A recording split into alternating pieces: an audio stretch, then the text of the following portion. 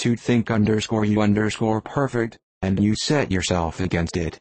Do not be afraid of my running into any excess, of my encroaching on your privilege of universal goodwill. You need not.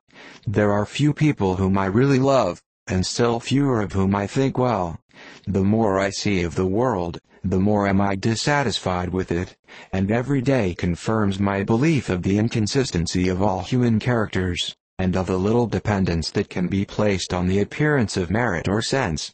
I have met with two instances lately, one I will not mention, the other is Charlotte's marriage. It is unaccountable. In every view it is unaccountable.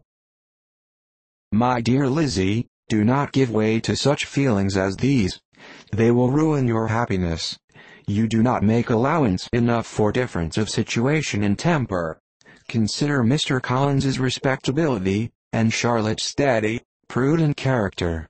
Remember that she is one of a large family, that as to fortune, it is a most eligible match, and be ready to believe, for everybody's sake, that she may feel something like regard and esteem for our cousin.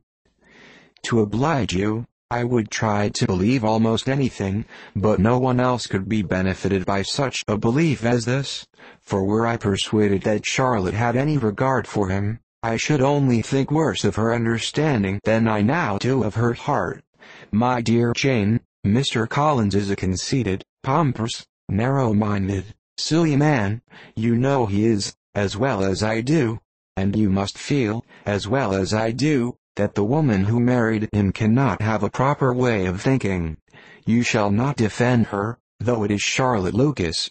You shall not, for the sake of one individual, change the meaning of principle and integrity, nor endeavor to persuade yourself or me, that selfishness is prudence, and insensibility of danger security for happiness. I must think your language too strong in speaking of both, replied Jane, and I hope you will be convinced of it by seeing them happy together. But enough of this. You alluded to something else. You mentioned two instances. I cannot misunderstand you, but I entreat you, dear Lizzy, not to pain me by thinking that person to blame, and saying your opinion of him is sunk. We must not be so ready to fancy ourselves intentionally injured. We must not expect a lively young man to be always so guarded and circumspect. It is very often nothing but our own vanity that deceives us.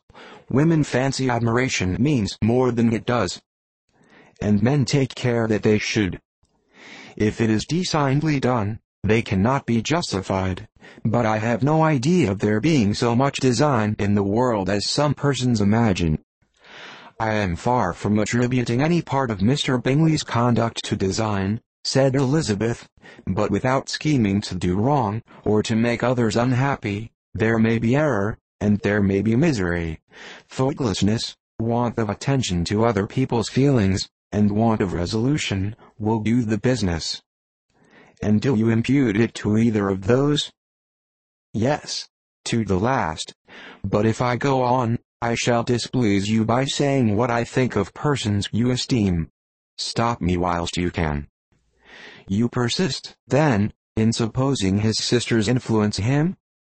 Yes, in conjunction with his friend. I cannot believe it. Why should they try to influence him? They can only wish his happiness, and if he is attached to me, no other woman can secure it. Your first position is false. They may wish many things besides his happiness. They may wish his increase of wealth and consequence. They may wish him to marry a girl who has all the importance of money, great connections, and pride.